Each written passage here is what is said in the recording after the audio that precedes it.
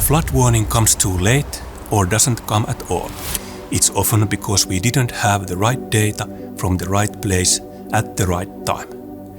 Every forecast, every flood model depends on knowing how much rain hits the ground, and getting that right at scale remains one of the hardest problems in meteorology. Precipitation is very local. The conditions can change completely from one street to the next. And that's why we need networks of sensors to capture all that accurately. But maintaining current networks is tough. Sensors clog, freeze and drift out of calibration. They need a lot of maintenance. But every service visit costs time and money, and every failure adds uncertainty. We didn't set out to improve what existed, we built what was missing. A sensor that enables the next generation of precipitation networks, provides real-time precipitation information and stays accurate on its own, with no maintenance, no cleaning, no heating. The world's first truly maintenance-free precipitation sensor. We call it Vaisala RM60.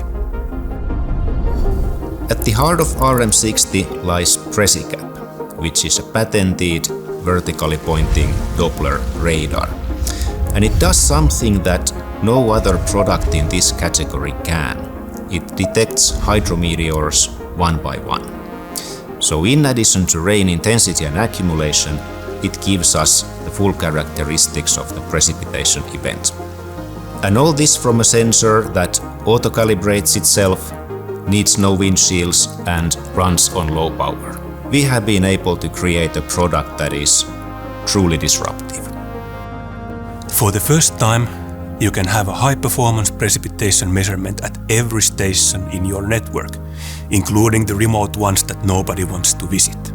What that means in practice? You get denser networks, lower lifetime costs, and real-time data that actually makes your hydrological models better. We built RM60 so that every community can have the precipitation data it needs, not just where it's convenient to maintain, but everywhere it matters. So that when the next storm hits, the warning comes first, not the flood.